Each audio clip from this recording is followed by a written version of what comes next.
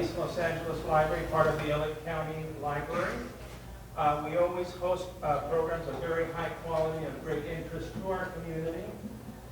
This is a very special event. You know, I know Mr. Sanchez, Dr. Sanchez, as a matter of fact, is a great library customer. He's always come visiting our library, continuing to educate himself and educate our community, and we're really, really pleased to have him here. This is a special event to remember Ruben Salazar, who was a person. I think everyone can hear my voice anyway. But I'm very pleased to welcome you to our beautiful library, and I'm very pleased to be able for our library to host this event. And I'm going to turn it over now to Rosie Segudo. Actually, I remembered her name, but I thought she was going to tell me something else. So Rosie, I'll turn it over to you. Thank you. Thank you. I would like to introduce you and also to thank him for coming and to thank him for all that he's done to the communities that he live in. Beautiful downtown. Thank you very much, Rosie, and thank you for inviting me. Rosie thought it would be a great idea, which I agree, to have Supervisor Solis's office here and myself as a council member for the 14th District in the City of LA to acknowledge Dr. Sanchez for his accomplishments, for all he has done for us, for the community. As we all know, oftentimes our histories are, not oftentimes, the fact is, it's not told in our history books. But I did know about Dr. Sanchez even before I became a council member. I'm a Chicano Studies major at UC Berkeley, and I read about Dr. Sanchez. So when I got to meet him, it was just a great honor for me because it is people like Dr. Sanchez and the Brown Berets and Open Doors for people like myself, an immigrant from Zacatecas, Mexico, to be able to go to college, to get opportunities, to fight for equity on the east side of Los Angeles.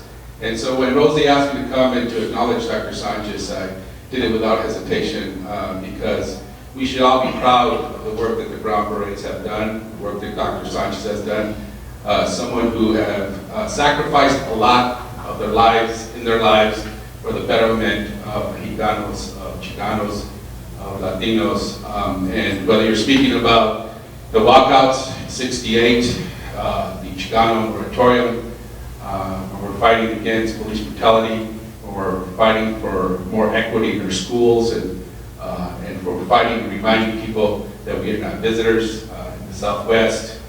We are here, we were here, and especially in today's time when we hear the racism from our president all the way down and what we're seeing, it's very relevant that today we acknowledge Dr. Sanchez because it reminds us that the fight is not over, we must continue, and that whether people will know Dr. Sanchez's name or not, it is because of him that a lot of people have been able to go on, be comfortable with who they are, be comfortable and proud of our background, of our race, and also have those opportunities that this country promises us.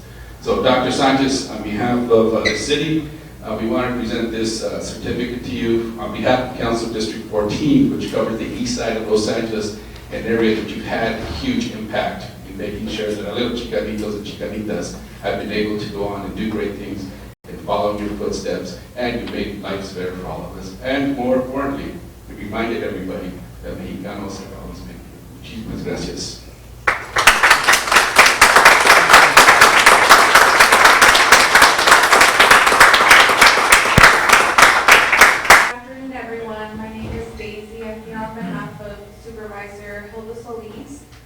Thank you so much to Rosie for inviting us, and welcome everyone to the East Los Angeles County Library. Thank you for being here and for being here with us to honor Dr. David Sanchez. Thank you for all of your activism and the leadership that you've shown in our community and you continue to show. And as Councilman Ruben mentioned, thank you for putting into writing the history of our community. And so on behalf of Supervisor Solis, I would like to present with you the certificate. Thank you very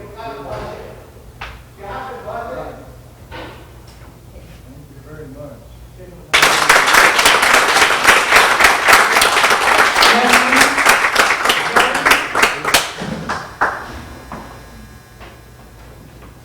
Good afternoon, everyone.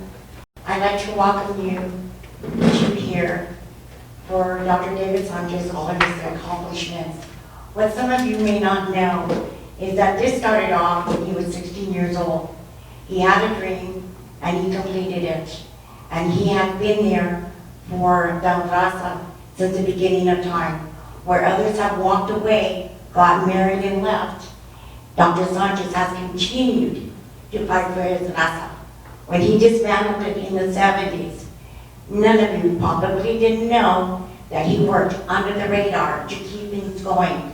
He brought back the Brown Berets in the 90s to fight and stop all the gang violence, which you succeeded to do. At one point, he also went to Texas, and the Border Patrol needed actually some little training. And now they have to take tests.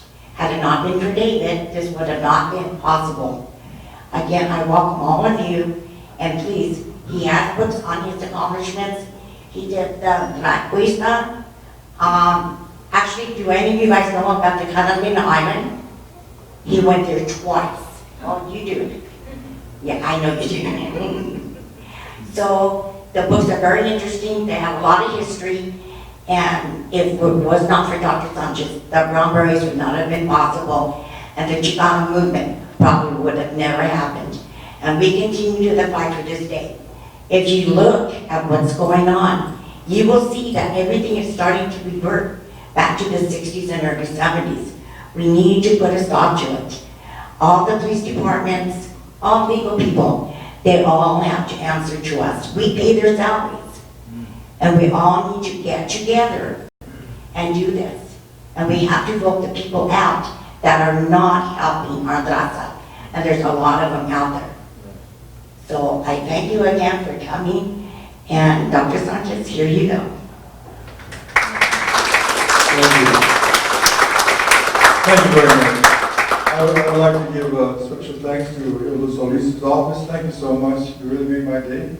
And also to Jose Huizar's office. Thank you so much, Jose, for coming and being a part of this history. Today is history. We're all here, and I'd just like to acknowledge a few people. Marilyn, she's our public relations officer, even though she's far away, but she's our public relations officer. Okay, Smiley. Again, we have Hugo. We have Sergio, and Kathy, another Kathy, and Jesus. Okay. So I'd like to acknowledge some of our speakers here in the front. We have John Beret, head of the Latino Unions. What's the name of the organization? The Los Angeles County Latino. Latin American Advancement. There you go. That's a big one. Okay. Yeah, that's what it says. That's the unions, all the unions that are Latino, okay, or Mexican American, are Latino.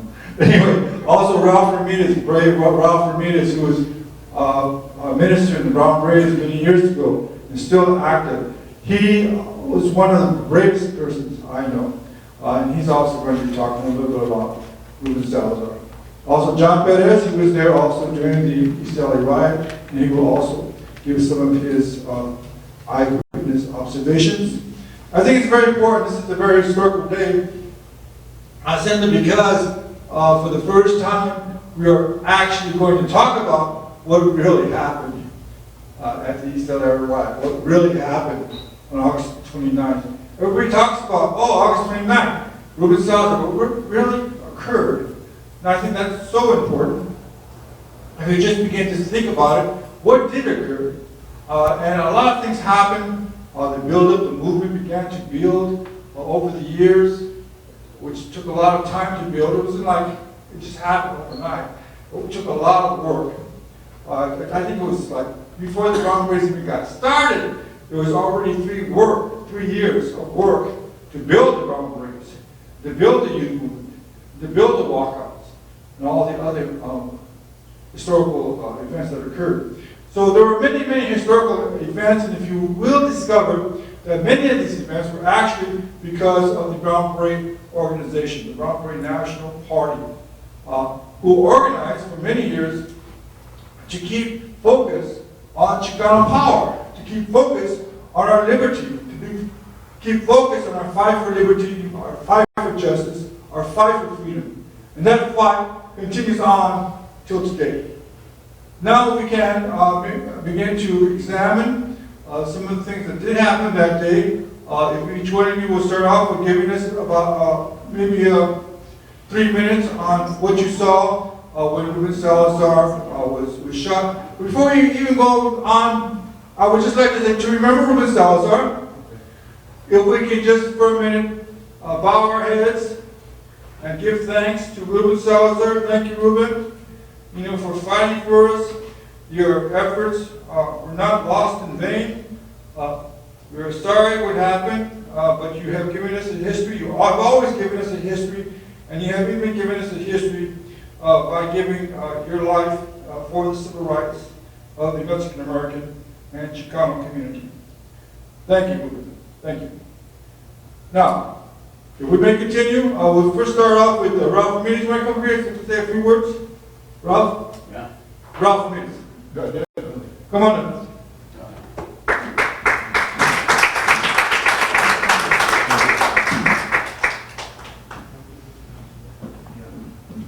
I'm Ralph Ramirez. I'm a co-founder of the Brown Parades along with Dr. David Sanchez.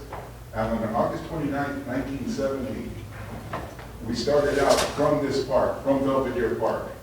And we marched down Atlantic Street to Whittier Boulevard. We made the turn on Whittier Boulevard all the way to Laguna Park, now known as Salazar Park, in honor of Ruben Salazar.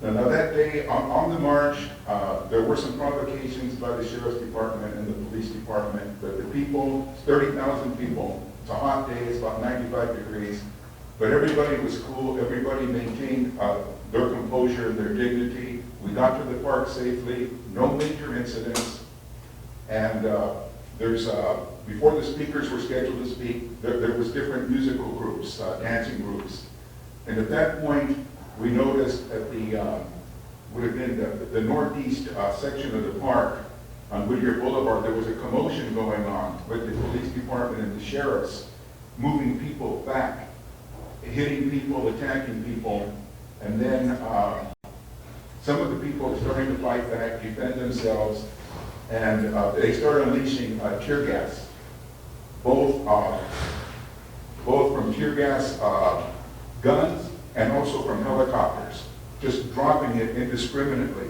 on the people. So people are scattering every which way. People are trying to get to safety. As Brown Berets, we're trying to help the older people, los ancianos, y los niños, get to safety the best we could. But it was very difficult under those kind of circumstances.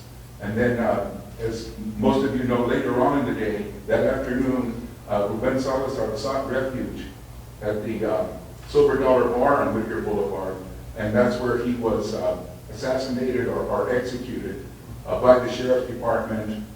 They were later exonerated of that, but it was just so obvious that it was a setup. It was just an outright murder, and we want to set the record straight on that today. There was a documentary that came out in 2015 called "The Man in the Middle" about Ruben Salazar. And there's some good footage in that documentary, but the conclusion of the documentary is that it was an accident. And this is from a so-called Chicano making this documentary. It's unbelievable that they could come to that conclusion when it was so obvious what actually happened. So I want to thank you very much.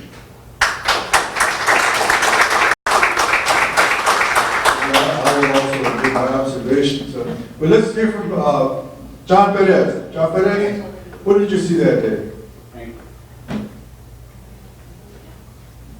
My name is John P. Perez. Actually, we started on Belvedere Park, starting marching. It was a hot day that day. David was leading every time to lead the parade. He started it, and Dr. David Sanchez. So I joined the crowd. I was working in the United States working in America. I was a show worker. So we joined the group. We marched all the way to, which was Laguna Park. That time it's Salazar Park now. What happened is, we gathered over there, we had entertainment and everything. Then somebody started, they said they started thinking at the liquor store on the corner, but actually It was all set up. It wasn't nothing. It was set up as a policeman. And we were having a good time there. We marched. David was leading, Dr. David Sanchez was leading the parade. I joined, and a lot of co-workers started with me, marching over there. After a while, a bunch of policemen came over, and they started to break us up. They started throwing tear gas. And we were pushing it back and forth, and finally they got reinforcements, policemen, and they threw more gas. So actually I started getting the young kids, they were already helping them to cross, get away from there. What happened was I got full of tear gas all over my body, and I was burning up, so we cleared up. But actually, after they threw the tear gas, I had to go across the street and get the water hose and try to, drive myself out of that, away from the tear gas. It was awful. Actually, that's what happened. It was a hell of a day. We marched, but they tried to break it up over the policemen, so they started throwing tear gas. I got the kids, and they already helped them across, but I got full of tear gas, so I had to get a hose across the street and water myself down. I was burning up. That's what happened. Well, later on, what happened, I heard that they shot the silver dollar Ruben Salazar. And actually, what we marched to, they named the park Ruben Salazar Park. It was Laguna Park before, so they named it after me. It was a big commotion, so I'm glad they were there to march and to help our people. Gracias. I'm sure we'll get closer and closer to some of the details that actually happened. And I will speak after John, Dr. John Fernandez. Come on up.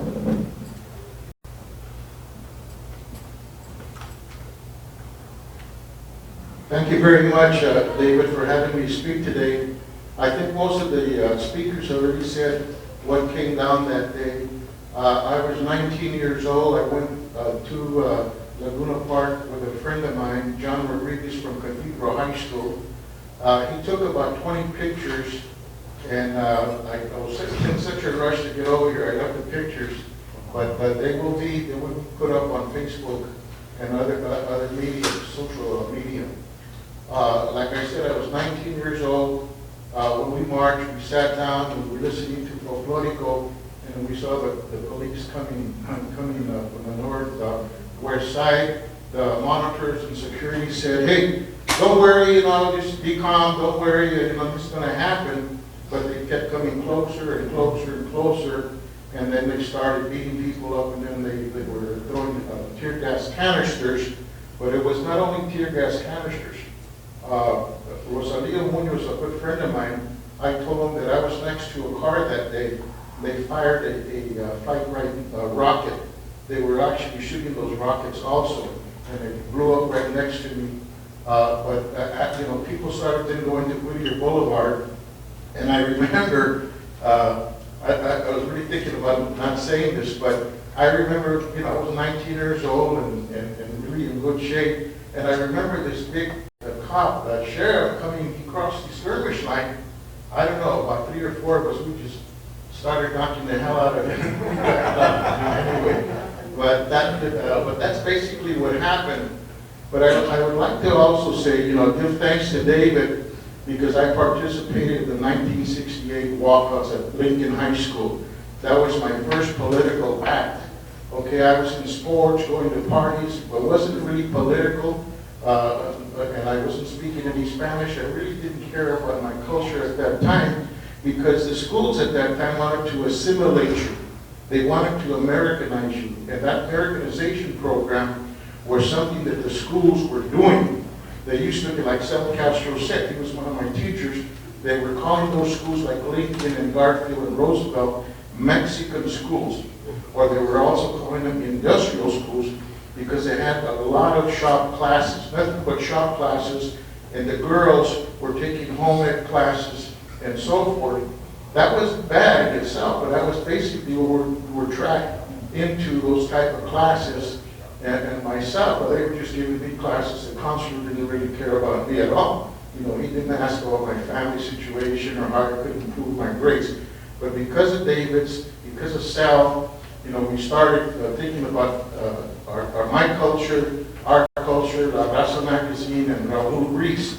So I have a lot to owe to the Chicano movement because I'm a product of that movement. Later on, I went to UCLA and became the first Chicano to get a BA in Chicano Studies at UCLA in 1978.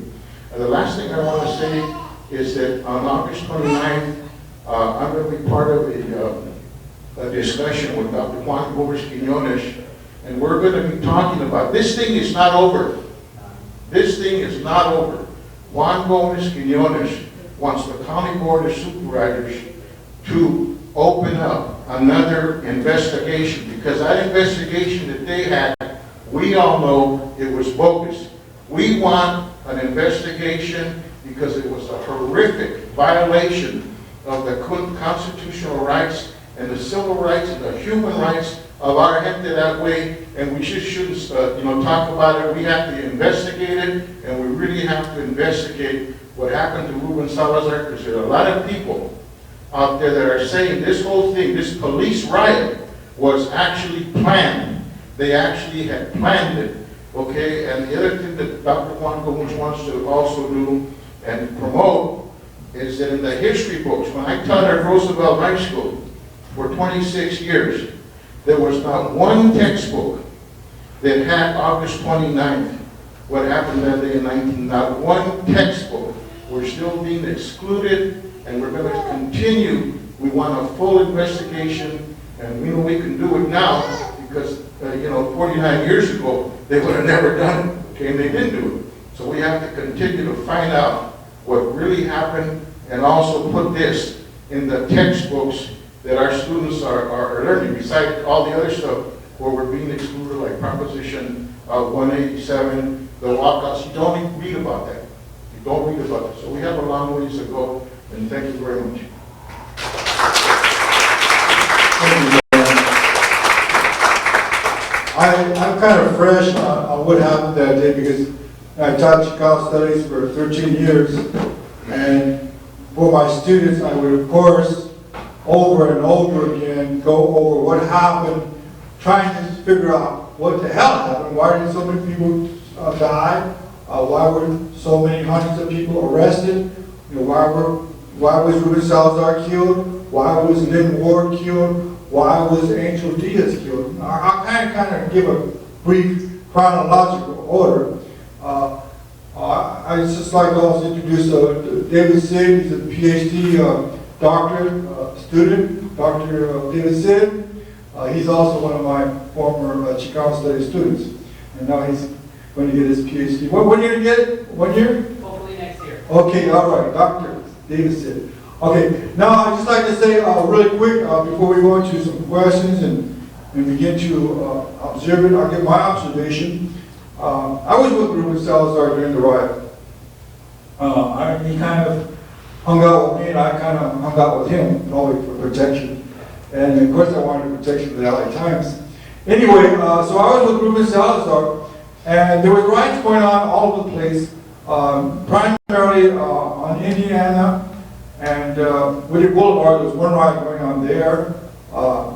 First of all, the big riot happened. There was 500 people, 500 policemen fighting about 2,000 people. 2,000 people actually went out there and hand-to-hand combat, fought with the police.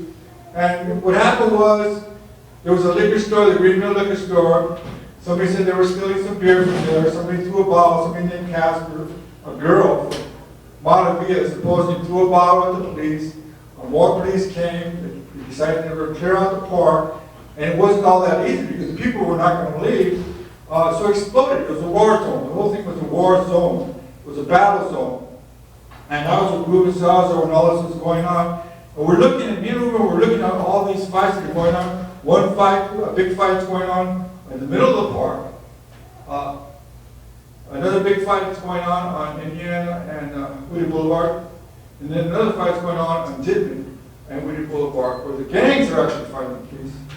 So you have like 3 battles going on at one time. People are actually fighting the police. So they're setting up, the police set up the riot lines, and the community would set up their own lines to try to hold the police back so they would stop hitting people over the head and arresting people. Anyway, I saw Ruben Salazar in front of Salazar Park, and we talked for a while, and I told Ruben, I said, Ruben, you shouldn't be out here. The way you look at the time you dress, you stand like a sort of. Ruben was wearing a white silk shirt and navy blue slacks. I mean, he just didn't look like he belonged there. And so I said, Ruben, I said, you stand like a sore thumb. I said, you should be careful. He said, I'm not. Ruben told me, I'm not afraid. Ruben said, I was in Vietnam, and in Vietnam, that's more dangerous in Vietnam than in East LA. I said, Ruben, I don't think so. I said, in Vietnam, at least you can defend yourself. But here in East LA, you cannot defend yourself. And Ruben said, I'm not worried. I think it's going to be okay.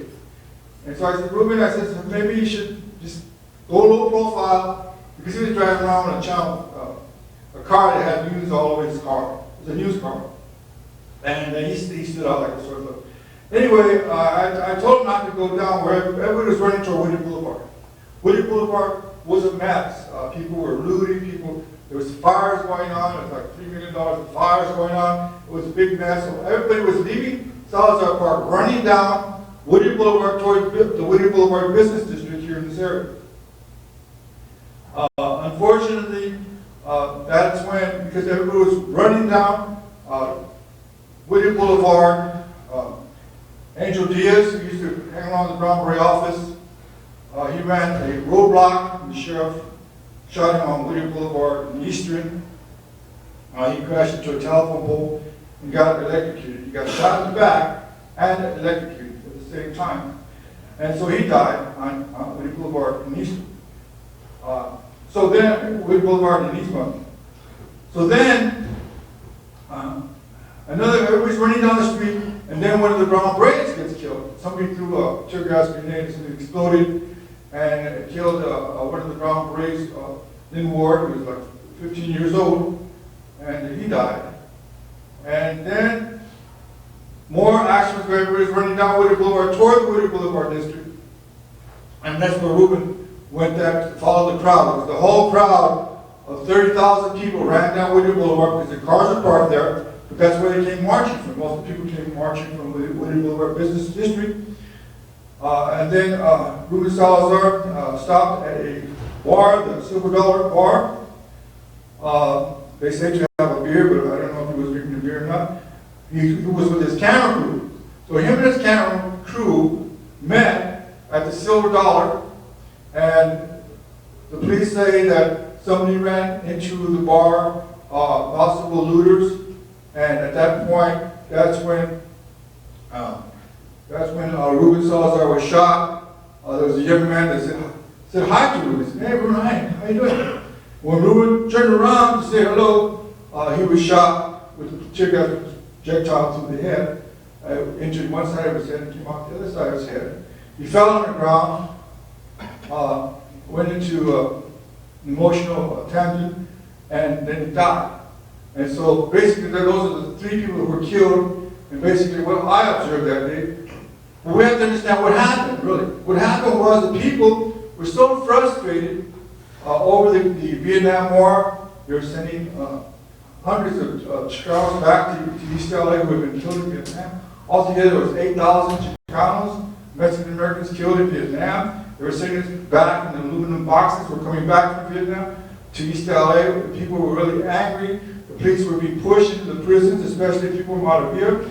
All of Monteville went to prison. You know, the police were just over-policing this community like if it was a concentration camp. And the people were so tired, they finally, it was just an emotional outbreak of the people to take on violence. And it was an explosion that literally the powder keg went off because they pushed the people too far. Also, 2 policemen were critically injured. That also, during the riot, that also made them very angry. One policeman, from my understanding, accidentally shot himself with a tear gas rifle, and another policeman had a heart attack. You see some of these films that carry policemen off the field at Salazar Park or at Laguna Park. So 2 policemen were critically injured, and this really pissed the police off. And as a result, they ended up shooting and killing Ruben Salazar. So to remember Ruben Salazar, this is why we're here. If we have any more experiences, let's do 3 minutes. Well, actually, then, it was terrible. Dr. David Sanchez was leading the march. I joined the march from the steel worker stage to work with me in the steel mills. That's why I came out of. We had a group there, and actually when he started was and we weren't actually liked by Mexicans, because then we were Chicanos. We were known as Chicanos at that time. So nobody wanted us Mexico or the US, so we named Chicanos the movement. So actually, you got any questions coming in? Actually, I got tear gas all over my body. I had to get a hose. I tried to help the young people, and they already cool off. Because they were attacking us. It was a bad day, and that's a long time. Dr. David Sanchez for leading the march. Thank you. Robert Peters.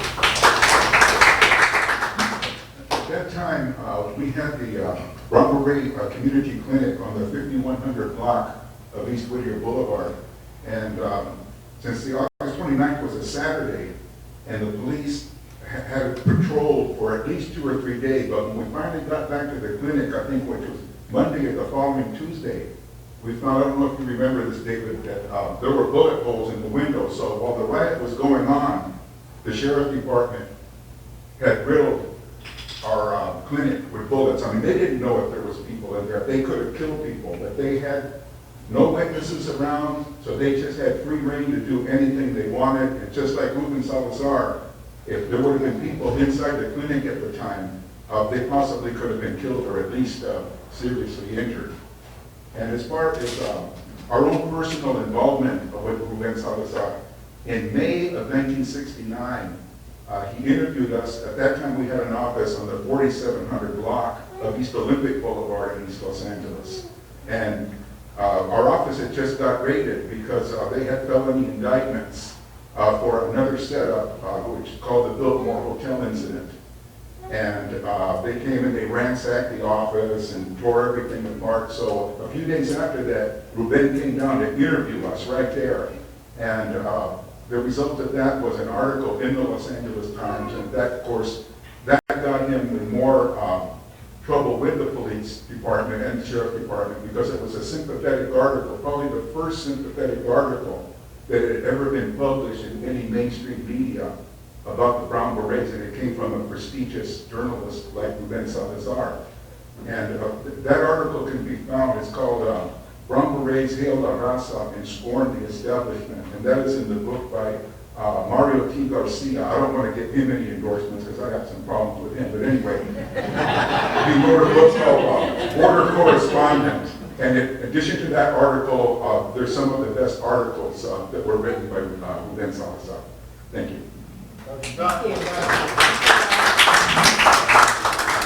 just want to mention, I remember when we were attacked by the sheriffs, that at one point, the people actually ran them off, and you can see it in the film Recounting 29. The people actually ran them off, and then they came back with reinforcements. I think it was LAPD, I forget.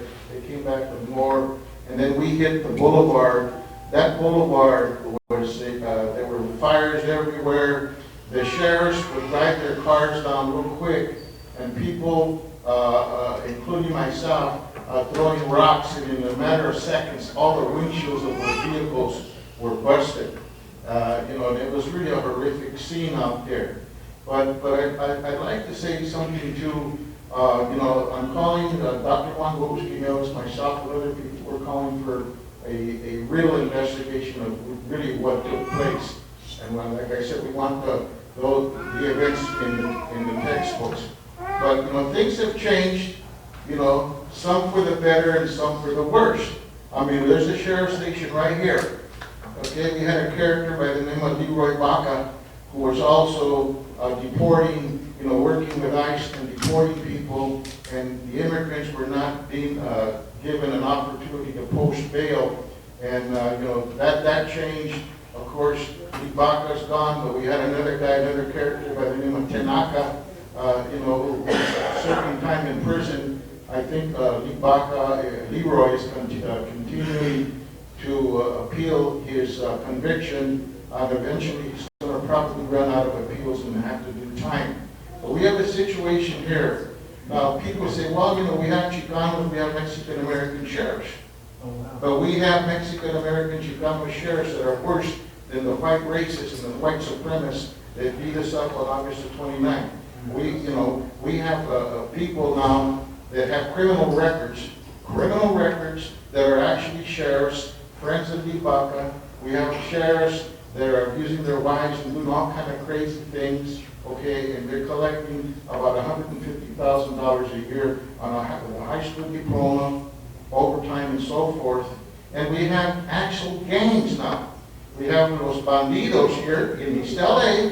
They have tattoos. Los Bandidos, the Jump Out Boys, all these gangs are Chicanos. They even know in Hollywood where they get their tattoos. They went to the party. So we got some characters here, that are Chicanos. They call the sheriffs call this place Fort Apache. They call it Fort Apache. There's been a lot of shootings and killings of Chicanos. I'm not here to determine whether or not they were justified, but I know that several groups have protested here at the sheriff's station. So we got a problem with that sheriff, the sheriff's department, and not only that, but we have a problem with the new sheriff, Villanueva, okay, who's probably turned out to be one of the worst endorsements by the LA County Democratic Party that's ever occurred. He's letting people that were convicted, that were fired, and he's hiring them back. And now a lot of people are very angry about that. And this guy may not last too long either. He also went against the County Board of Supervisors, who are his boss. So anyhow, the riots, they were horrific. All the streets were on fire. The sheriffs would come speeding down. We would throw rocks and stuff. If we did that today, I'll tell you what, we would be shot and killed. Yep. We would break the bus benches, get this concrete, and in a matter of minutes, all the windows of those cars would be, they would stop the cars, they would be broken, and then they would come after us, and we would run. It was really horrific. It was something you just can't, I don't think anything like that would happen. They were the urban riots of '92, but our community is under attack. I don't care if you're Chicano, Latino X, Mexican American, if you're immigrant, rural, urban, we are under attack. When they shot those people, those Mexicans in El Paso, Texas, the shooter did not care whether they were immigrants. He did not care whether they were Chicano. He did not care if they were Salvadoreños or from Central. He shot them all because he said the Mexicans are invading our country. And the shootings are going to continue. They have already stopped about 3 shootings already. They're going to continue, unfortunately, until our community unites and wakes up and gets organized, because there's too much division in our community and there's no vision, and we have to really unite. It's fine to go to Dodger games and eat hot dogs and everything, but you know what? We have to unite because our community is under attack. Now Trump wants to take away birthright citizenship, which means that if somebody's born of an undocumented mother, then that child will not have rights under the Constitution and the 14th Amendment. This thing is getting really out of hand, but we have to. There's 60 million of us, maybe more, and we have to unite. Whether you're, like I said, whether you're immigrant, documented or not, whether you're Mexican American, whether you're a veteran, we have to unite and really struggle against this thing. We have more people now, 60 million at least, and more politicians, but where's the movement? Where's the unity? No hay. So la lucha sigue.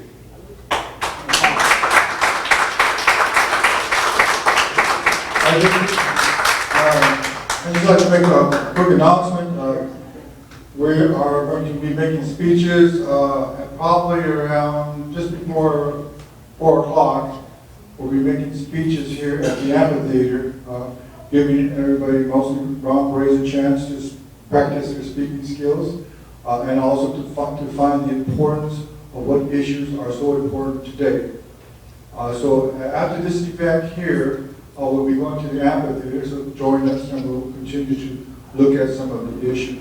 I also like to point out that I'd like to give special thanks to the library, the East Los Angeles Library, for giving us a chance to speak here, and also for the East LA Library for opening their doors to us. Thank you, Martin. Thank you, East Los Angeles Library. This is a very good facility, and it gives us a chance to express some of the needs. Also, in a few minutes, we're going to be having questions and answers, so we can think of some questions and answers for some of the speakers here. Please think about that at this point. I'd just like to say once again, it was a build-up over the years. The movement was a build-up, and it finally came to 30,000 people. We organized the first demonstration, which the first Chicano moratorium was in Obregon Park on December the 20th, 1969. That was the first moratorium that was organized by Brown Berets. What happened was I was watching television and I saw the gringos, they had the gringo moratorium against the war in Vietnam. And I said to myself, why can't we have a Chicano moratorium? You know, so I went to the Brown Berets and I went to the leadership. And with the consensus, I call it consensus leadership, I went to our group in the Brown Berets and I asked them first, is this a good idea? Can we do this? And Brown Berets, like Ralph Ramirez, some of the other Brown Berets said, yeah, we can do this. And remember, the reason why we were able to do this, because we were the only ones who were organized, or so well organized, in East LA, like no other group. I mean, even in Los Angeles County, I think we had like 10 chapters in LA County alone. Nowadays, if you organize chapters, they start clashing, and so we're saying, well, everybody needs rules, so they stop clashing, and rules to promote unity. That's what we need today, unity, and stop the clashing. Because that's one of the things that happen so often, is that when we come together, you know, I think Richard Torres said, this is what Richard Torres said, this is when we come together, he says, we start fighting with each other, we only have a half left. And then that half starts fighting with each other, then we only have a quarter left. You know, so clashing, we need to stop the clashing within our community. Okay, so the first moratorium that we organized, primarily the Brown Berets organized, was at Obregon Park. We had 2,000 people there. The second one we organized, which was in February of 1970, we had 5,000 people there. And the third one was August 29th. We had 30,000 people. And the fourth one was January 31st, 1971. We had 30,000 people. So nowhere in this country was there a greater movement to end the war in Vietnam. And it was here in East LA that actually united and actually influenced the end of the war in Vietnam, because too many of our people were dying there, and we wanted to put an end to the death of our community, the death of our young men dying in the useless war. Anyhow, so those are the moratoriums that were organized. So it's very important that we understand how important it is to have a civil rights movement. Where are our civil rights organizations? Do we have civil rights organizations in East LA? We don't. Even the ACLU doesn't cover some of our issues. We have no civil rights. That's what the Brown Berets are. These new Brown Berets are trained in understanding civil rights. More recently, we've been working on police violence issues, organizing around demonstrations of people who get killed, victims. We've been victims over and over again. Not only were we victims by the police, but we also victims in the schools. The schools terrorize our students. They don't want to listen to our Chicano identity. And so we're also not only a civil rights organization, but we're also a cultural rights organization. Our students need to know who they are. But what's forced into their heads is the white worldview, and a lot of our students, they become retroactive, they become in denial, they become self-destructive. And so that's why it's so important to bring back the pride and the unity in our community. Our students do not need to be terrorized by schools by removing the culture. We need to reinforce the culture, because culture makes every student stronger. It gives the students a foundation. That's why Chicano history is so important. It gives us a foundation. Now I'd like to open up for questions and answers. Anybody have any questions? Come on up if you have a question. Line up over here. If you have a question, just come over here to this side so we can see you.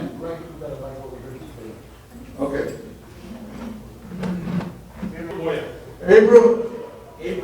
Abram Moya, okay. Oh, you're my thing. This is more of a statement than it is a question. And what David has been saying, and I've been following through his Facebook, is very true. When you go out there, and you go out and talk to some of the high schools, or even the colleges, you ask them, what were the most things in the anti-war movement? Who were killed? The first thing they turn around and say, Kent State. 4 killed there, or Augusta, Georgia. I was in the anti-war movement before I got involved in the Chicano movement. But now you turn around and tell me, you remember anything about East LA? And you go, what? Yeah, East LA. Do you know that same year that 4 students were killed in Kent State, and those people that were shot up in Augusta, Georgia, there were 3 people that were killed in East LA in one of the largest minority movement, Chicano movement, against the war in Vietnam. And everybody says, no, there's 3 people. And that's not even in the history books. Like David was saying, you go looking in the history books, and Ralph and I have done presentations over in Orange County. I'm from Orange County, I'm an artist, full-time artist. And we do little presentations in some of the schools. They don't know who's Reyes Carrera, who's David Sanchez, who's the Brown Berets. But when I bring them down, we start talking to them. And they start asking us questions after questions. But on the other statement that I want to make is like what this one gentleman over here was saying. Blood was already spilled, has been spilled by white supremacists for many years. But the one that was published the most was a 13-year-old little girl and a 6-year-old little boy by P.G. Cabron from white supremacists up in Gilroy. That was the first blood. That's when the Chicanos should turn around and unite. Then when that asshole came up from that city, 400 miles, pardon my language, drove down just to kill Mexicans. And some people say, well, they're all immigrants. No. Only 6 were Mexicanos, and the rest of them were American citizens. And they just killed to kill Mexicans. I have to agree with David, and I agree with David, it is time to unite no matter what your political affiliation is. If you want to call yourself Chicano X or Latino X, I'm a Chicano. And if you want to change it, we have to unite. And the main thing is you have to mobilize. Me as a full-time artist, where I work with students and youth people, I discuss about the Chicano history and how we have to work together. And if we don't do it, then, we deserve what we get. The other thing is with the elections. We have these elections coming in 2020. We gotta get that lying son of a bitch, woman, hater, racist pig out of the presidency. And that guy has got to go. So, those are my statements. I'm sorry, they're not questions, but I thought that these would be a little bit more important. I didn't attend the August 29th one, but I did attend the January 31st, Martes de Justicia, it was called. And I've attended some of the others. And that's where another person was killed by the police, and over 42 people were shot by the police at that time. But they won't tell you that. They're not going to say that. But that's another, more Chicanos were killed.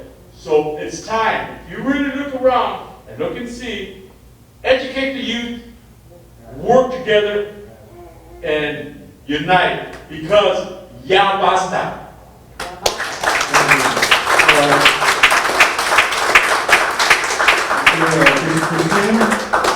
Christina has been working with us to help create the first university, the Mexican American University. She's vice president of our board.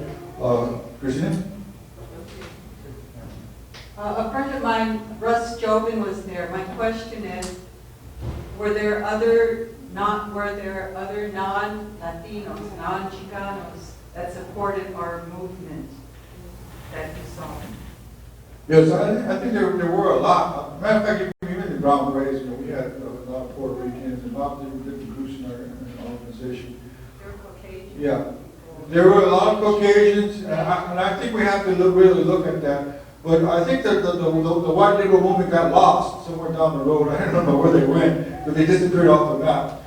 We need to look and rebuild, how to rebuild it. But that's what made the movement, because there was a white liberal movement, there was a black militant movement in this country. There are many movements in this country, and we just fulfilled the vacuum because there was a social revolution going on at that time. But the social revolution won, but because time has gone by and we stopped giving the left vote and the right vote, they've been running over the people over and over again. They're running over our children in schools, the job market was first fired and last hired, especially even in the movie industry. So over and over again, corporate white privilege is always over us and not giving us equal opportunity. So therefore, it's very important that we create a new movement, a new Chicano movement, a new Mexican movement, a new La Raza movement, so we can win our rights. Okay, thank you. First, she's talking about Russ Tobin, who's also a really good friend of mine. He got the flyers for the August 29th, and he got it in an airplane, and he flew over all of East LA and all of LA and passed out throughout the flyers for the August 29th movement. That was Russ Tobin. He was a white radical, but he still sticks to the thing. He still supports a lot of the issues that we have. But he got an airplane and threw out the flyers. That's great. That's great. For the August 29th. That's great. My name is Linda Roshikimo, and I'm very interested in everything, and I've got to tell you, I'm terrified since we got 45. But they've been locking down schools, they've been handcuffing children to desks, they want to arm teachers, they want to deport people they're denying green cards, they're doing horrible things, so, power to the people. Thank you. Power to the people. What has happened is the machine has gotten very sophisticated and very fortified.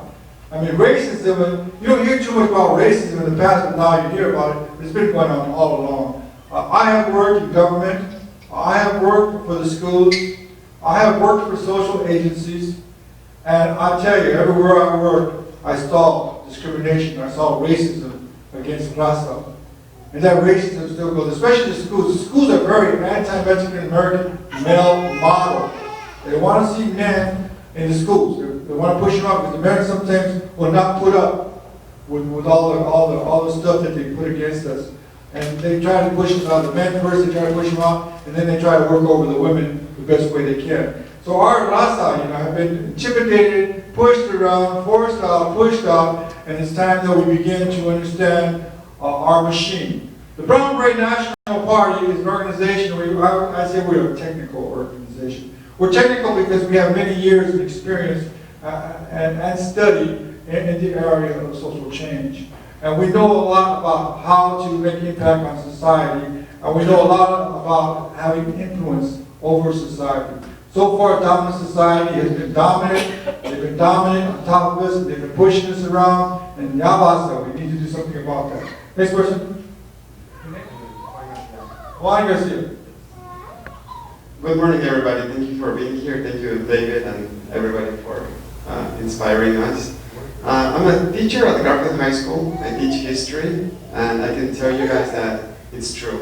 Everything these gentlemen are talking about is true. We don't have Chicano studies in the high school level. We don't offer Chicano studies in the high school level. We don't have a Chicano studies book in our book rooms in every school in the area. And all of these events happen here. They are local history. Students have to go to college to learn about Chicano history. And unfortunately, many of our students don't go to college or don't take Chicano studies. I believe that our students, in order to build unity like we want and have a movement, a social movement, we need education. And without education, it's going to be really difficult to unite the people. So my question is, how can we work together to make it a requirement, at least in the local schools, to offer Chicano studies for all high school students? Imagine when the Easter egg walkouts happened. Okay, that was what? Lincoln, Wilson, Roosevelt, Garfield, what other school in Belmont? Roosevelt, the 5 schools, the 5 big schools. We have about 2,600 students at the Garfield. Count all these other schools. Imagine if all of these students take Chicano studies, they would actually learn to appreciate their own history, learn to have pride in themselves. And when they have pride in themselves and education, they are more likely to fight for their rights and stand up against injustice. Now, if we can do that, that would actually be very beneficial for the movement, because unfortunately, most of you guys are already retired.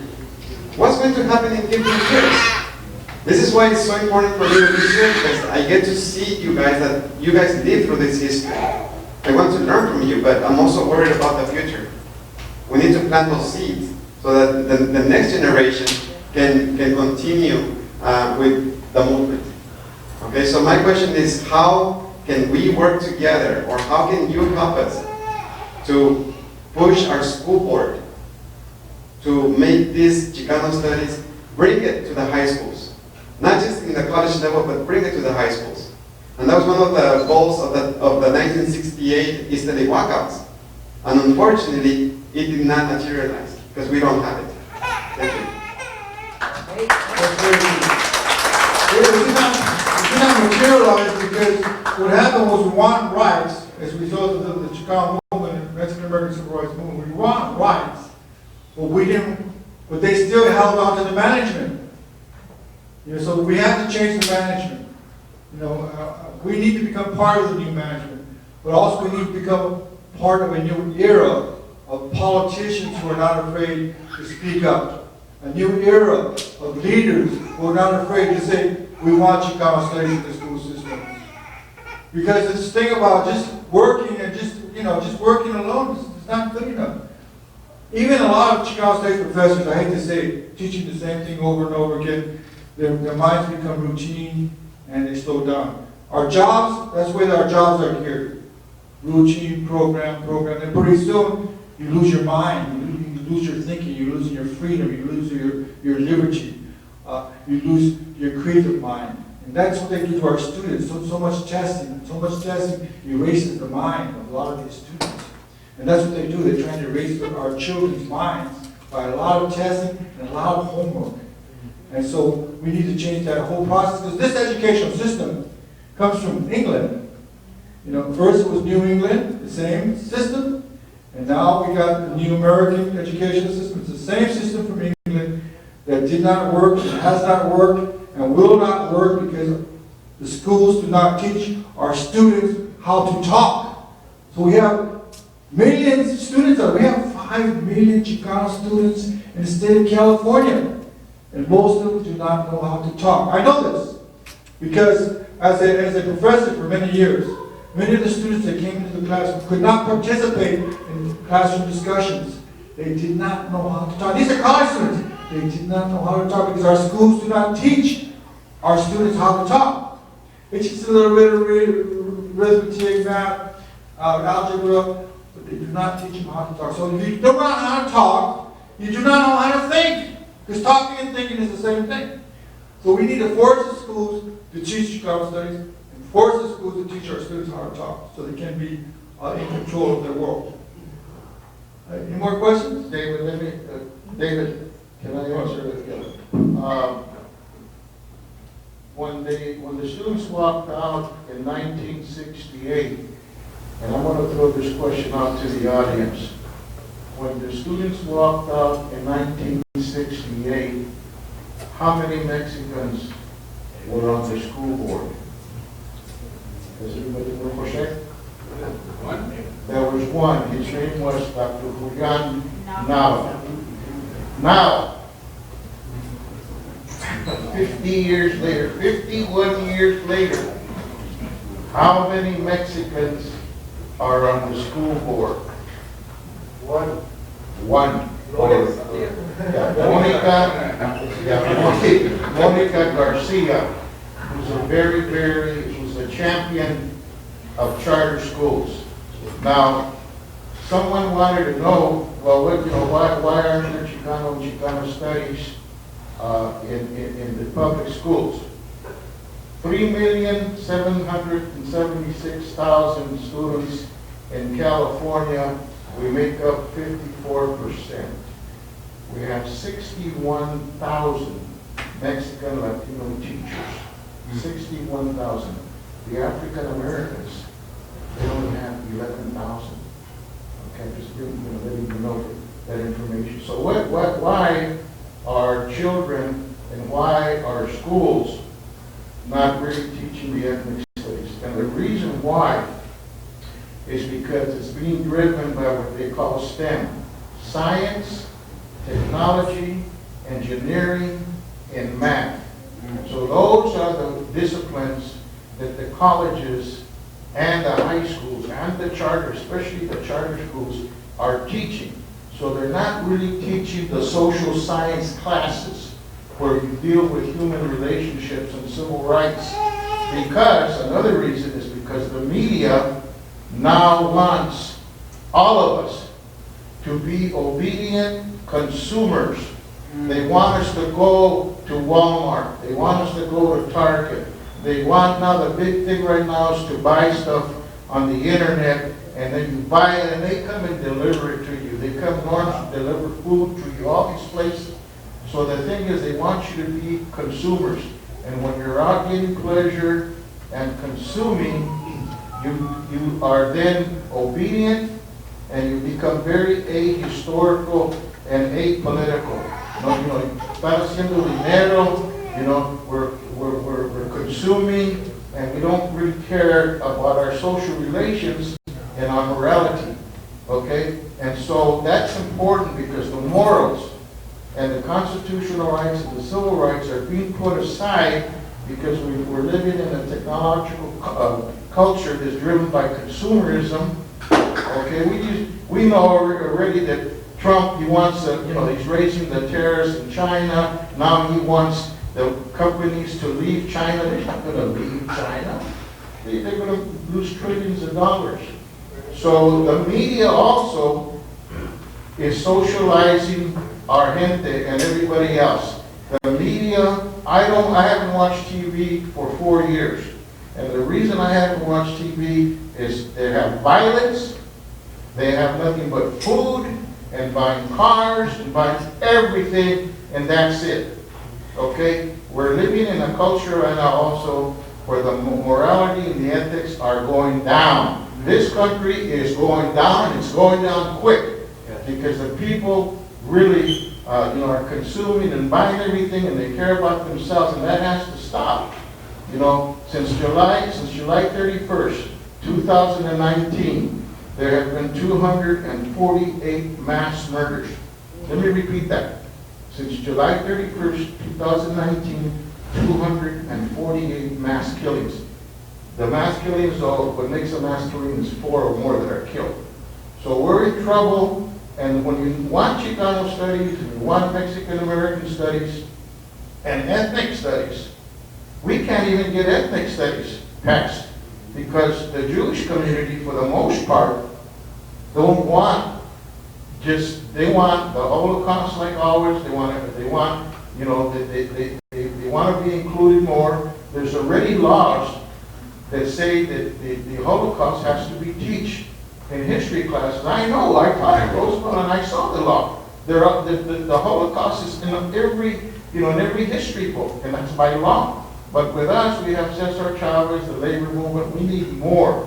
But we have to stop the moral decline and get away from technology and all this stuff, buying everything, consuming, because the media is also socializing and gives the identity to the kids, and that identity is not for their community or for their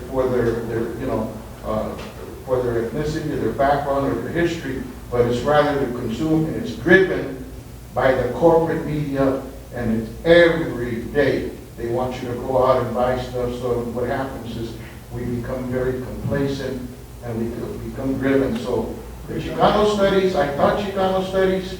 Some schools have it, some schools don't. But really, you know, the last book, I don't know who the person is, when I taught Chicano studies, the book that they have right now is by Jimenez. He was a student, he was a teacher at Garfield. But that book ended in 1980. I just finished my book right now. I have a book that I just finished, completed, okay? And I want to try to get it published. And I start with when the racism started. And when the racism started was when Columbus in 1492 landed in the Bahamas, and when they were torturing the indigenous and burning them and cutting them to pieces and feeding them to dogs and everything. And the Christians were there, and the cross was there, and the friars were there, until Bartolomé de las Casas wrote about the devastation of the Indies. So I asked also, we did some action at the Placita Olera. We had a mass there, we had priests there, and you know what? The Catholic Church, come on, get with it. You know, we're praying, and that's okay. And they're making their money, but they have to get that flock, and they got to get political too.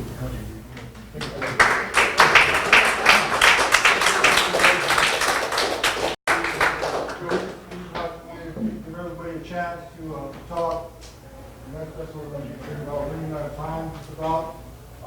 Thank you very much for everybody. Bonnie wanted to say a few words. The microphone's off. Okay, my name is Bill. I own, call me Scotty. I grew up in David, you know, before 15, and okay, when the agenda they gave me was homeroom, 2 shop classes,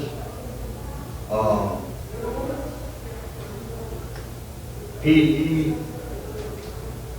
and math. Now, what kind of agenda is that for going to school? You know, it was boring, you know. So that's the reason I didn't. I dropped out, you know. Now, you know, I still think it's still the same, you know. And I wish that, you know, they would change it. That's why you know, a lot of Chicanos don't continue school, you know. And later on, you know, I went to later on in the 70s, I went to LACC and took up Chicano studies, which was the same thing. It was Anglo oriented, you know. So that's what I'd like to say. And I wish more Chicanos would finish going to school.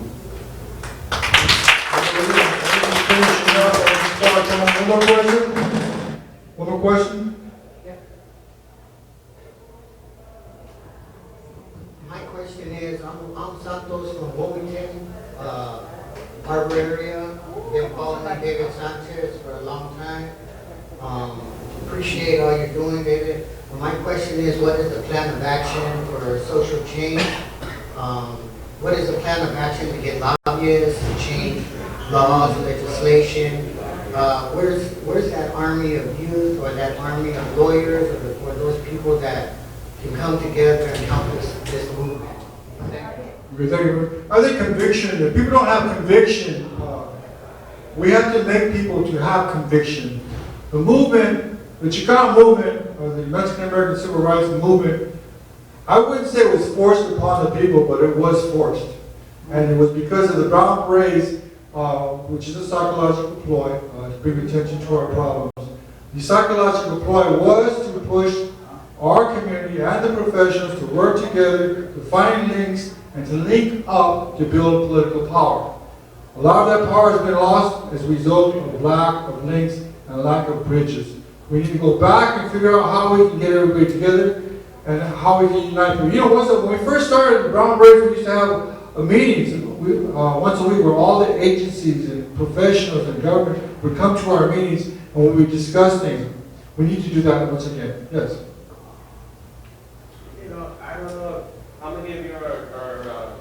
Hi. I'm Jesus Escandon. First of all, I want to congratulate this hero here, Dr. Sanchez, and give him a round of applause because he's a great guy.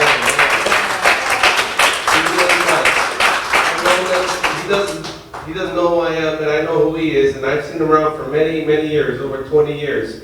But, you know, the reason that, and Dr. Fernandez ran for the school board back in 2011, I want to also thank him for his leadership.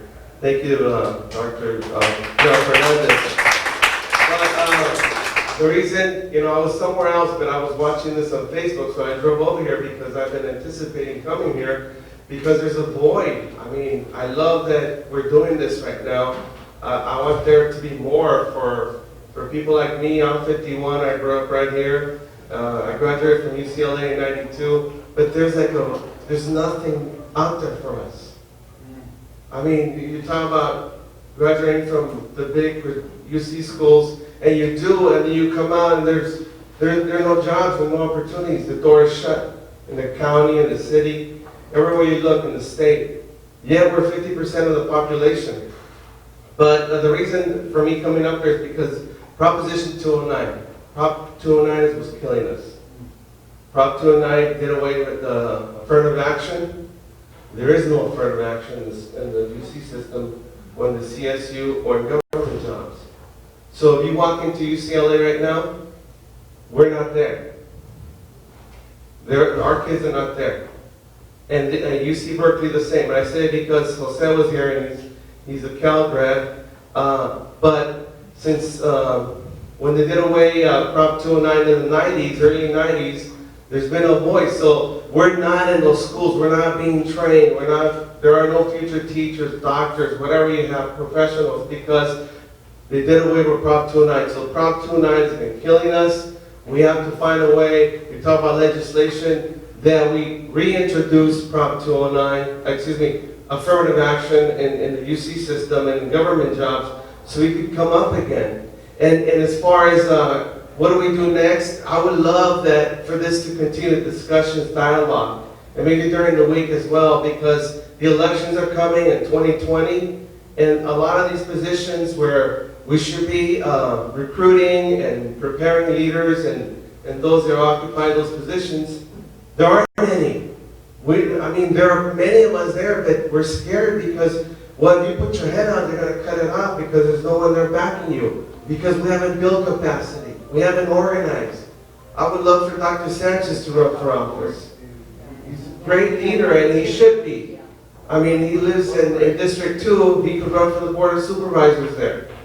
We would support him, wouldn't we? Yeah. Yes. So let's recruit Dr. Dr. Sanchez and Dr. Fernandez as well to run for the board again, and Dr. Sanchez to run for the Board of Supervisors next year. So let's have another meeting, not too distant, like this one, the last one, it was a while back. So let's do it again maybe next month. And then us here, let's invite one person and let's grow. And let's build that capacity that we don't have, that we need, because we are 50% of the population is Latino, and of that, the majority are Mexicans in the city, in the county, and in the state of California, the 5th biggest economy in the world. So let's do this. Thank you. We're running out of time here in the library. One more question? Yeah. He's from Georgia. I'll make this quick just because I know, just to be respectful of everyone's time. So, my name is Alfredo Corona, and I'm from Atlanta, Georgia. I came all the way over here for this event. So first I want to say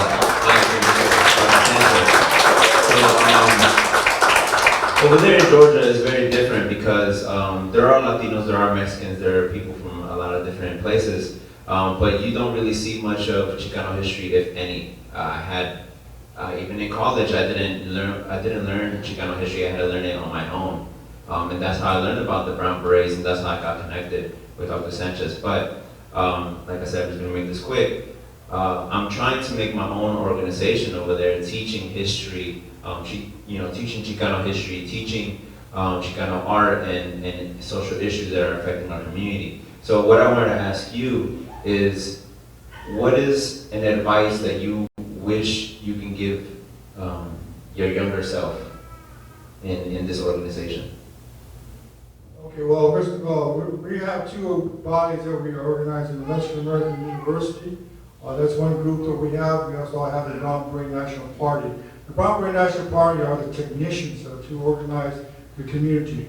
We are going to be meeting here in 2 weeks, not next weekend, but the following, not next Saturday, but the following Saturday, we're going to be meeting here in the amphitheater at 12 o'clock. We're going to be meeting there at 12 o'clock every 2 weeks. So every 2 weeks we'll be meeting at the amphitheater at 12 o'clock noon to begin to organize the machine that we need to organize to regain power. I call it, la reconquista. We need to regain power. We've lost so much power every day. How Jackie Goldberg represents the Chicano district, I don't know how that happened, but we're losing power every day because we're not organized. And the reason why we're not organized is because we do not know how to organize, or because we lack the conviction, we lack the corazon. We need to have corazon. We need to have courage. And courage is so important. Speaking of courage, I'd like to give some quick awards to several people who are here. I'd like to give an award for bravery to, and the envelope. Okay, Rosie Palacios Cielo. All right, Rosie, come on in the work. That's a certificate of bravery. Awarded to Rosie Cielo.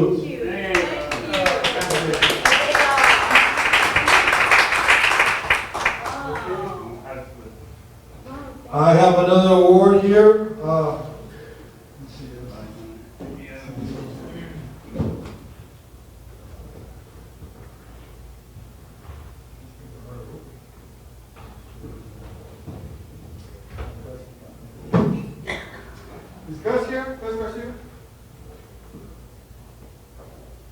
Okay, I'd like to give an award to Philip. Where's Philip Alone?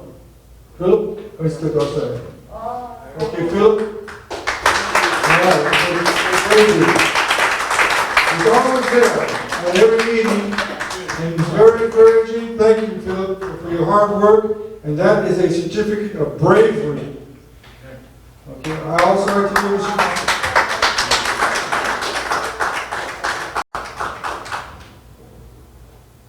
Okay, now this is one of our brave fighters. She fights with everybody all over the country in our defense, because there are clowns out there trying to stop us. Can you believe that? There are actually people who are trying to stop us. But Marilyn, oh, she's brave. She stops them on their tracks. Okay, so Marilyn E. Sanchez Lopez, awarded. Come and get your award. So certificate for bravery. All right.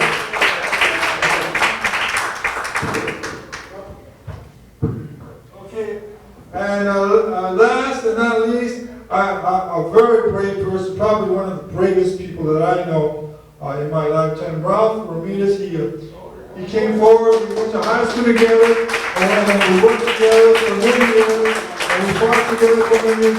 We went to jail many times, but we always won our court case. Ralph Ramirez, certificate for bravery. Okay, register to vote. Let's vote out Trump. Let's get our machine together, get the voting machine together. Yes. I just want to invite everybody to sign in David Sanchez. Okay, he's a good man. I also would like to mention our program. We're going to go out and make speeches at the amphitheater to the community, giving everybody a chance to speak. First, Brown Beret speak first. So at 4 o'clock we'll be meeting at the amphitheater. At 6 o'clock we're going to be meeting at our office at 8222 Atlantic Boulevard on the corner of Cecilia and Atlantic Boulevard. We're going to be meeting there for refreshments and also to talk with each other and get to know each other a little bit better. So also at 6 o'clock we're going to be meeting at 8222 Atlantic Boulevard for refreshments at our office. So thank you all very much for coming out here. Remember Ruben Salazar. Remember the Rasta. Remember our children and students. Remember our people. Viva Canada.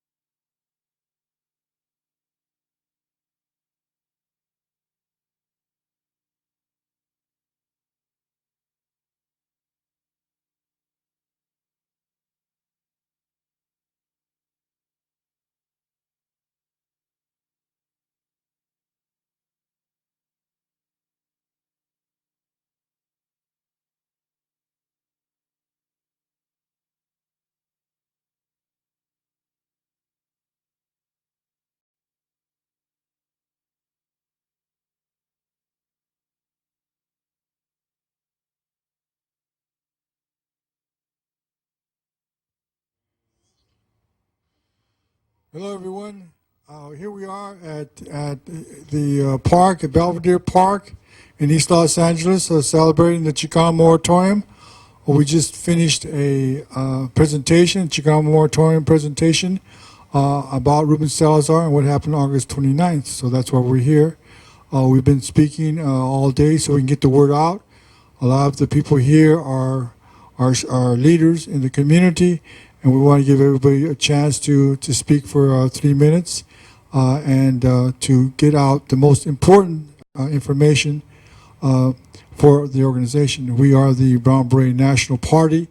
We are the technicians. We are the organizers to organize the future historical events for La Raza, for justice, for freedom, for liberty, for our community. This is why we're here. We're standing here for the people, by the people. Standing here for the people, for our rights in our community and the empowerment for our community. We need to empower our people so that we can have control over our destiny. We can no longer allow the system to take care of us. Yeah, they've been taking care of us, putting us in prisons. Yeah, they've been taking care of us, pushing us out of schools. Yeah, they've been taking care of us, giving us poor jobs and treating us badly. So this is why we're here to fight for the rights of the people. First of all, I would like to introduce Hugo Torres. Hugo, come on up here. Say a few words. No, I get it right. Sergio Torres. Thank you, Dr. Sanchez. Like you said, my name is Sergio Torres, and I joined the Brown Berets because I wanted to make a difference.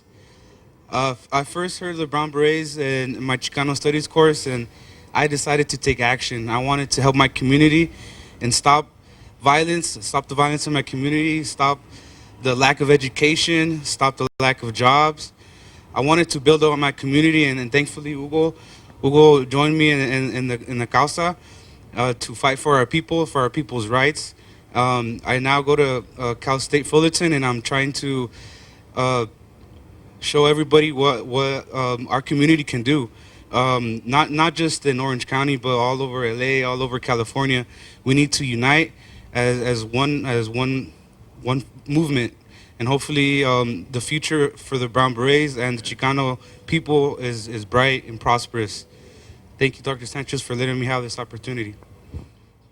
Thank you. I would also like to introduce Hugo. I can barely say his name. How do you say it? Solorzano. Hugo, come on up. Gracias, Dr. Sanchez, y gracias a todos aquí presentes. Yeah, mi nombre es Hugo Solorzano, and I am very thankful to be a part of this wonderful organization. This organization has been there from the very beginning. An organization that I learned about also too in my Chicano Studies course back when I was taking it at my community college, back in my home city of Santana. And see, that class changed my life because of what was taught in that class, because what I learned about in that class that wasn't taught about before, that they never took the time to educate this Chicano about his roots, about his identity, about where he came from, about the people that came before him, about the people that have sacrificed their lives, about the people sacrificed everything they have to allow me to be where I am today. And that right there was something that I took upon myself, that I wanted to make a difference, that I wanted to do something too. And now being a part of the Brown Beret National Party, I feel like I have that opportunity and that voice that I feel like I wanted to have to get with my students wherever it is and tell them what's going on, talk to them about these issues that are present in our community, that everyone knows about them because we live them, but we don't talk about them. We're not taught to talk about them, and we don't have that information. So that's something that, I want to speak about, like students and the lack of involvement of students. I feel like we've become very conformist in today's time, whether as our young generations, that we don't know where we come from, we don't know about our identity, but I want to change that, because us being conformists, we don't want to make any change. We don't want to cause any ripples. We just want to go about it. We just want to get a degree and get out. But it's not about that. Our communities are suffering. Our communities are getting affected.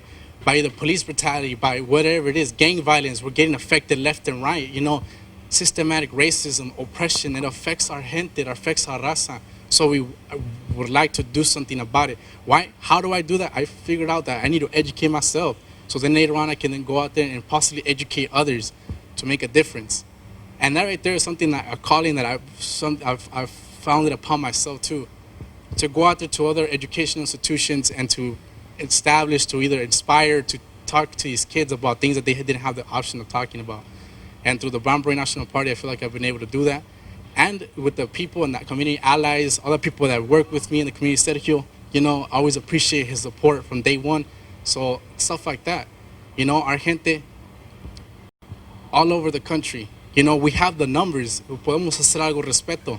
But we need to come together. We need to educate ourselves. We need to mobilize. We need to organize. Porque the fight is always been there from the beginning. The fight is hard. Pero juntos vamos a poder hacer eso. So, you know, we'll just leave it at that. And viva la raza. Okay, thank you very much, Hugo. Okay, Rosie. Rosie Palacios Cejudo. Just Cejudo. Hi, my name is Rosie Cejudo, and I joined the Brown Beret to help out my raza. I walked out of Lincoln High School in 1968, and that's when I started. And I've always been an activist, you know, so now that I joined the Brown Beret completely and I'm here, now I want to make a big difference in my communities, in my city, seeing what's going on in the world with the white supremacists. I mean, not in the world, in the United States. What they're doing to our people. They're killing. And I can't stand that. I can't stand just be still on that. I've got to do something. And I've got to ask others to help me do something.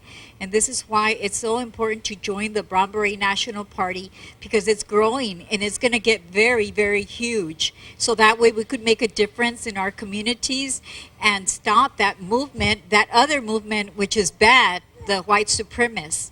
They did it to the black population, and they're still doing it in other states to the black populations. They're killing. Although you don't hear it around here, but they are. And now they're doing it to the Mexican, the Latinos, raza, in fact. So we need to get together and, like everybody says, to unite and really do something about it, because they're going to step all over us. And not only that, even kill us. You know, it's worse than anything. You know, so this is why I'm encouraging all the young and everyone, adults, to get involved and join us in the fight. Thank you. Thank you, Rosie. I'd like to introduce a young man who came all the way from Georgia, from Atlanta, Georgia. Alfredo Corona. Viva la raza. Hello, everybody. So my name is Alfredo Corona Jr. I traveled all the way over here from Atlanta, Georgia, you know, to meet the Brown Berets and to see how I can help out. Definitely in my community, you know, like these young two brothers that were here, they were talking about that they learned about the Brown Berets through Chicano studies programs and Chicano studies classes. Well, there's none of that in the South. There's none of that in Atlanta, Georgia. And so I've had to self-teach myself everything that I know about, you know, Chicano history, about the Brown Berets. And, you know, people like David Sanchez and you know, people that have done a lot in the Chicano movement, I see them as important as Malcolm X, as Martin Luther King, and you know, everybody's gone. You know, Corky Gonzalez is gone, Reyes Lopez is gone, Cesar Chavez is gone, and you know, people like David are still alive out here to spread this awareness and spread the movement. And so, you know, I like to see that there's a lot of young faces out here, as much as the older faces, because without the elders, we wouldn't know, you know, the guidance. But definitely, I want to thank, you know, the Brown Berets for welcoming me here. They didn't have to even acknowledge me, but I really appreciate everything that they've done, because they influenced me in helping out my community as well in Atlanta, Georgia. So shout out to everybody, Atlanta, Georgia. Peace. Okay, I'd like Marilyn E. Sanchez Lopez. Yes, I have a lot of names and more. I'd like to welcome everyone here And one thing that everyone does know, our youth is our future. We are a race that is starting to die out with the elders. We need our teenagers, our young adults to learn and to pay attention, because right now they're usually just on their phones or tablets or games. And nobody seems to care until it hits their home. Then right away, who's going to help me? Who can I call? I need help. Then I get phone calls or emails wanting us to do something. And I'm like, hey, be with us. When something happens, we can do something right away, not a wait 2-3 months later. We need people that really care, that have the corazón, to join us, especially our youth. Because if they're not there, then what's going to happen to the youth later? Who's going to protect their civil rights? No one. And then what's going to happen? It's going to turn back the way it was in the 60s. And we don't need that. That's something we don't need, and that's where it's heading towards right now, especially with Trump. And some of you may like him, some of you may not. I personally don't, because I knew him before he became president, and I didn't like him then. And he's no good for our raza. He really is not. Look at everything that he's doing. And we're Chicanos. He wants to build a wall, go for it. You know what? We're builders. We'll build some stairs. But our youth really, really needs to pop up and help out. They need to open their eyes and ears and listen and protect their own race. Because someday they're going to have children. And I don't think they want to see their children getting shot, going to jail or prisons. Because that's what they're doing to us now. Thank you. Hello, my name is Catherine Galvan, and I joined the Brown Beret National Party movement in a desire to be part of this ripple effect that's taking place. As you've heard many of us saying, this is a call out to all the youth. This is a moment where we need to stand up and we need to fight. There's a lot of people that are here that came before us, and we don't want that to die out. I am a daughter of an immigrant, and I have a voice for her since she doesn't have a voice. All those that are out there that are watching that come from Mexican descent, it's time that you need to be educated. You guys need to rise. You guys need to stand up and learn that you guys are fighting for something that is actually meaningful. A lot of us out here are fighting for things that have no meaning, that have no value. And this is something that has meaning, that has value, that has depth, and that has weight. And it's the time that we need to arise, be educated, know what we're fighting for. One of the biggest panics that the government has is us being educated.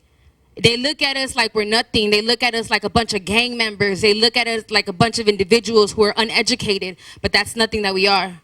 We're actually the opposite of that. So like I said, this is a calling out all the youth that are out there watching. This is a time for you to stand up and fight. Que viva la raza. Que viva.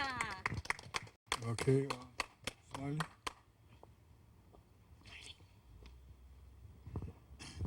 Hello, my name is Philip. They call me Smiley. I'd like to say that back in the days when David started the Brown Berets, he did a good thing. Back where we grew up in South Central, everybody was fighting over there and, doing wrong things. But, David went the other way, went to school, educated himself, and started the Brown Berets, And now, all we have to do now is gather more members and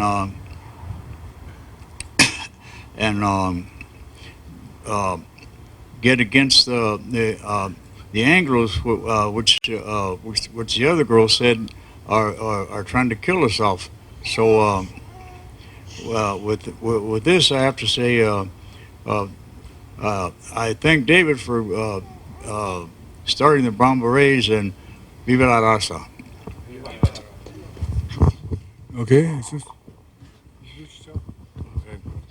Hello, my name is Richard Ochotorena, and I joined the Brown Beret National Movement in in hopes to raise awareness towards our community, to show people that, man, we're not just a stereotype, or we're not just gang members or drug addicts or drug dealers. That we're educated people, and right now the monster of white supremacy is killing off our black brothers and sisters. They're killing off our brown brothers and sisters. They're deporting our people, and they're invading our communities. We have to raise awareness. We need to educate each other. We need to educate each other on the history and Chicano movement, and que viva la raza. Okay, I think that's about it. Everybody speak? Okay, that just about culminates our day of activities. I just like to say that, think of corazon, If you have corazon, participate. If you care about your community, participate. Remember, they're not only doing wrong to our people, but they're also going to do wrong to our children, just like they did to our grandchildren. Over and over again, it's been happening to our community, and now it's time to join and support the Brown Beret National Party. It's also time to organize. So please help us to organize our community so we can have empowerment, so we can be powerful. Right now, today, there's like 5 million Mexican-American students in the state of California. It's time to claim our territory. Viva la raza. One more thing that I want to say. There are a lot of people out there that think that young people are not interested. Well, I'm the first generation of Brown Beret. My daughter in back of me is the second. My granddaughter, who just joined 2 months ago, is the third generation. So all of you out there that have relatives, that have grandchildren, they can join. And if you're disabled, you can join also. There's a lot you can do. I mean, I'm partly disabled. I have a scooter, but there's a lot that I do. I may not be able to do a lot of other things, but even if you're disabled, you can do something for your race. All you need is the corazón and the commitment to do it. Thank you. Thank you very much. That just about culminates the program for today. Chicano. Power. Chicano. Power. Chicano. Power. Chicano. Power. Chicano. Power. Gracias y viva la raza.